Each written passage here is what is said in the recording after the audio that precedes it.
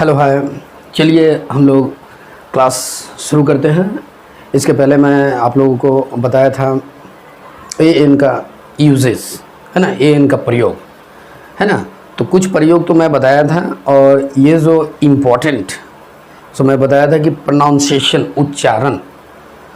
उच्चारण पर भी डिपेंड करता है कि कहाँ पे ए लगेगा और कहाँ पे एन लगेगा, है ना। तो देखिए बोर्ड में लिखा हुआ ए एन का यूज़ किसके अनुसार? उच्चारण के अनुसार, प्रोनाउंसिएशन के अनुसार। प्रोनाउंसिएशन के अनुसार ए एन का यूज़, ए एन का प्रयोग कैसे होता है? तो ए एन का प्रयोग करने से पहले, ए एन का प्रयोग करने से पहले शब्द का जो वर्ड होता है, जो नाउन होता है, उसका उच्चारण अगर कॉन्सोनेंट से होता है, क्या चीज़ से होता है?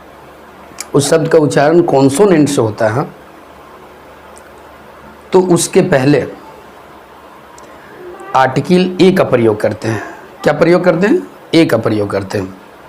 और अगर उस शब्द का उच्चारण भावेल साउंड से हो रहा, vowel A E I O you से अगर हो रहा है, तो उसके पहले क्या लगेगा? एन लगेगा, है ना।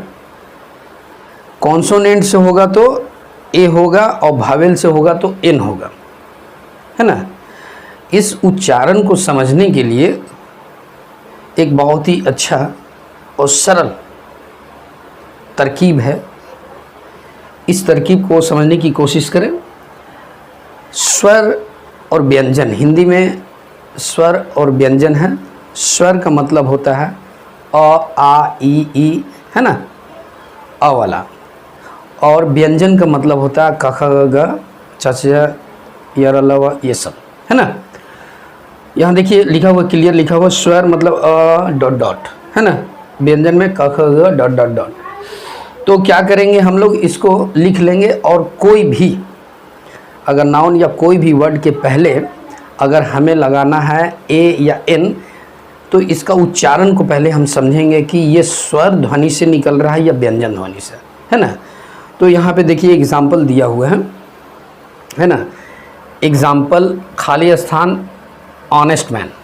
तो यहाँ पे एच जो है, एच क्या है? एच तो कॉन्सोनेंट है, कॉन्सोनेंट है ना। एच क्या है? कॉन्सोनेंट है। भावेल होता है ए ई आई ओ यू, तो एच हो गया क्या? कॉन्सोनेंट है। लेकिन इसका उच्चारण, इसको पढ़ा जाता है, कैसे पढ़ा जाता है? ऑनेस्ट। इसको पढ़ा जाता है ऑनेस्ट। आ हुआ, है ना। क्या हुआ? आ हुआ। तो यहाँ पे देखिए स्वर में क्या है? आ है ना, तो आ हुआ। यानी स्वर से अगर होता है, अगर स्वर से उच्चारण होता है, तो क्या होता है? इसमें एन का प्रयोग होता है ना। और व्यंजन से होता है तो ए। तो स्वर से होता है तो यहाँ पे एच है तो यहाँ पे कॉन्सोनेंट, लेकिन इसका उच्चारण क्या हो रहा है? भावेल साउंड से, यानी स्वर से। तो इसमें क्या लगेगा? एन लगेगा। दूसरा एग्जांपल देखिए, एम ए। एम है क्या? कॉन्सोनेंट है, लेकिन इसका उच्चारण क्या हो रहा है? ए, है ना। यानी अ आ ई ए, है ना।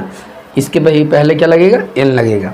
माने जहाँ पे भावेल साउंड से प्रोनाउंसिएशन होता है, हिंदी में स्वर से अ आ ई तक अगर हो रहा है तो उसमें एन लगेगा, और व्यंजन से हो रहा है यानी कि कॉन्सोनेंट से हो रहा है तो उसके पहले ए लगेगा। और हिंदी में व्यंजन जिसको बोलते हैं कवर चवर टवर, है ना, तो उसमें ए लगेगा। देखिए यहाँ पे यू है।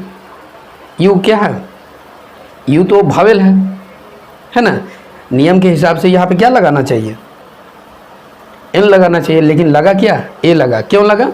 क्योंकि इसका प्रोनाउंसिएशन, इसका उच्चारण हो रहा यूनियन या से होता है,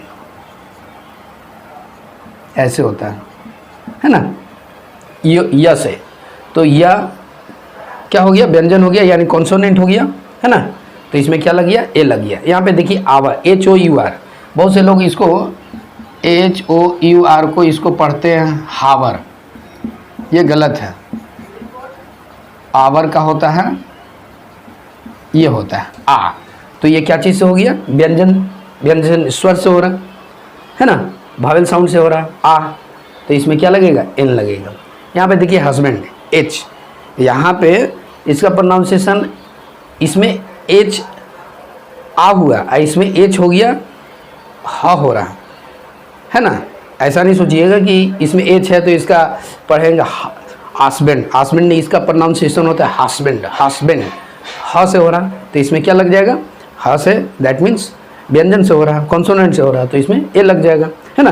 तो यही प्रोनाउंसिएशन पे आपको थोड़ा सा फोकस बनाना है।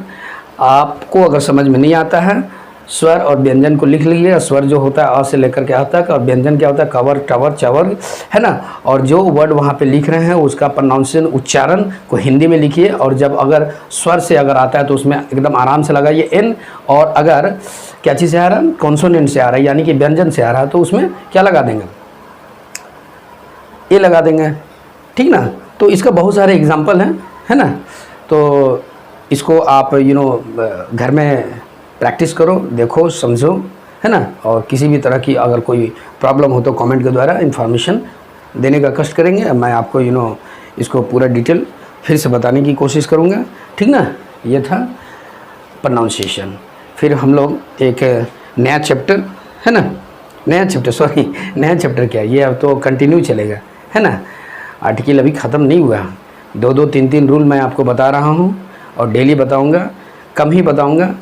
अगर आपको ये देखने के बाद दो ही अगर याद होता है तो समझिए कि आपको धीरे धीरे सारा याद हो जाता है ना।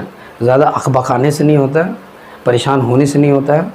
कछुए की चाल से ही चलिए, धीरे धीरे चलिए, मंजिल आपको ज़रूर मिलेगा, है ना। ये ना कि एकदम धर के हड़हड़ाले एकदम अखबका जाओगे, वहीं पे गिर जाओगे, ठीक ना। आराम से।